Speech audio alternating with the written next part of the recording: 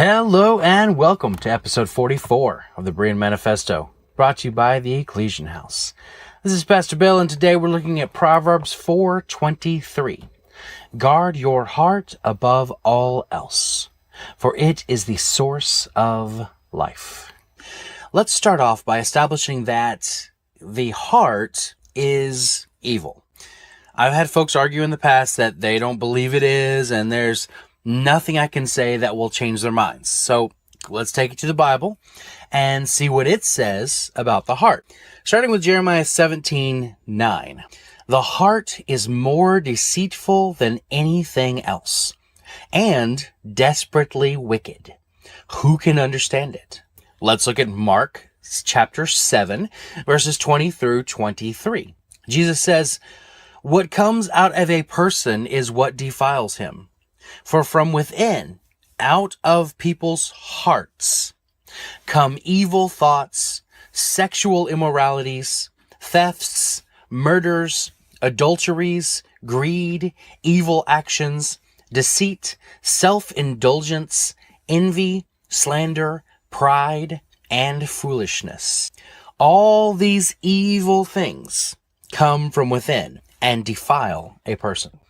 Let's talk about why that's a problem. Matthew 12:34 says, "How can you speak good things when you are evil? For the mouth speaks from the overflow of the heart." Combine that with Proverbs 18:21, "Death and life are in the power of the tongue, and those who love it will eat its fruit." And James 3 tells us that the tongue is like the rudder of a ship, or a small fire that sets a forest ablaze. We've been talking about fruit lately, and if you've been listening, then I think you'll agree we want what's coming out of our mouths to reap us fruit that brings life instead of bringing death. What we all need then is a heart transplant. We need new hearts. Ezekiel 36:26, God says, "I will give you a new heart and put a new spirit within you. I will remove your heart of stone and give you a heart of flesh." The word flesh there is one of those translations that is accurate to the original language used, but the English lacks in communication the message being translated.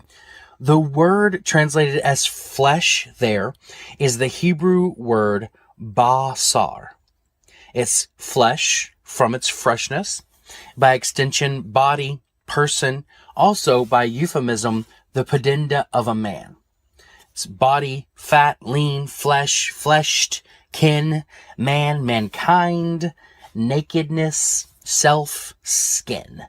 The message here is one of vulnerability and tenderness.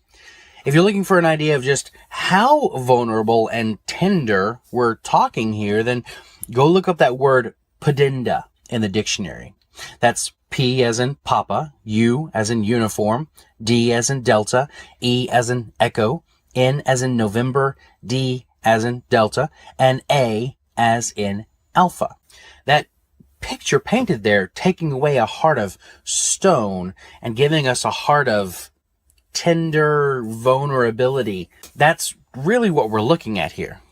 Personally, I believe that we're born with these kinds of hearts. Tender, vulnerable, malleable. The problem is that we're born into a fallen world, and that tender, vulnerable malleability is affected by and changed by every experience. It's not long before we find ourselves in need of that heart transplant. And this is what Jesus did for us. He came to give us a spiritual heart transplant. We surrender our old heart of stone with its hurts and habits. And like we talked about in the last podcast episode, we train like an Olympic athlete to run after God with all that we have. It's important then that we heed the words of this week's verse, Proverbs 4:23. Guard your heart above all else, for it is the source of life. We must be diligent to guard and protect our hearts from being defiled by unrighteous lust and unholy anger, selfishness, and other sins.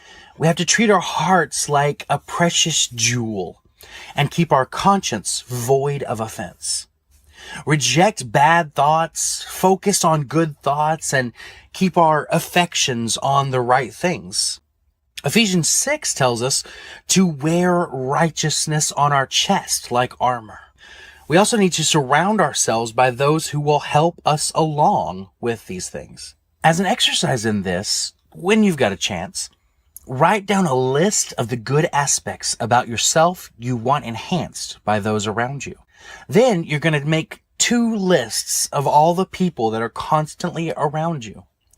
In one list, you'll place those who help you enhance the things on your list. And the other will be the ones who don't. For me, the list is Christian, husband, father, and friend.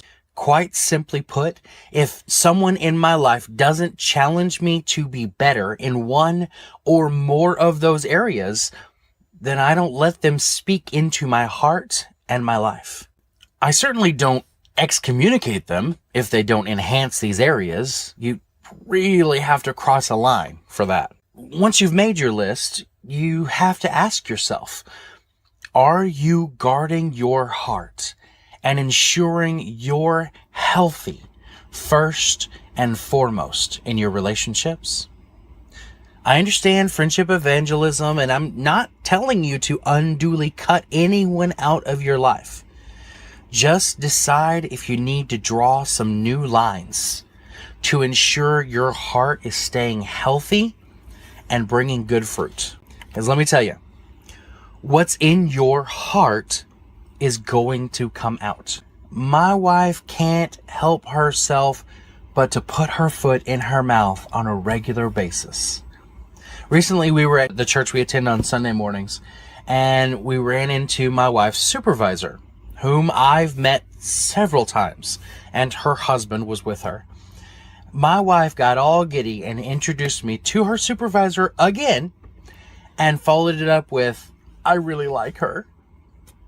This wouldn't have been so awkward if she'd waited till we were out of earshot or whispered it into my ear, but she said it right there before we had even begun to walk away at full volume.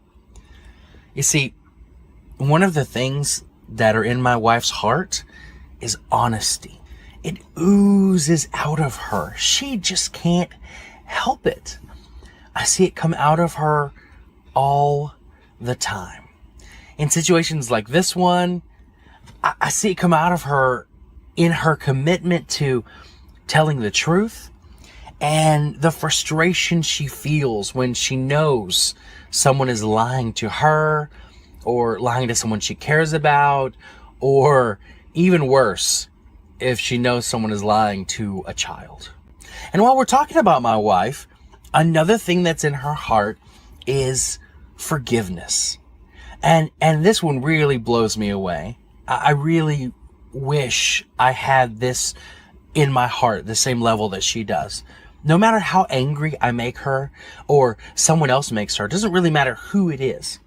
Within minutes to sometimes hours at the longest, she has forgotten all about it and let it go.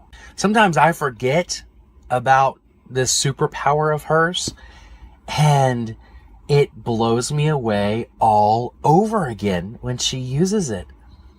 I love these things about my wife. I mean, she amazes me. But these things, this honesty and forgiveness, these heart traits, those have to be cultivated and trained to get them to that level. You don't accidentally attain them. So the question you have to ask yourself is, what's coming out of your heart? Is it good things that you can work to increase? Or is it bad things you need to weed out? This is Pastor Bill saying, until next time.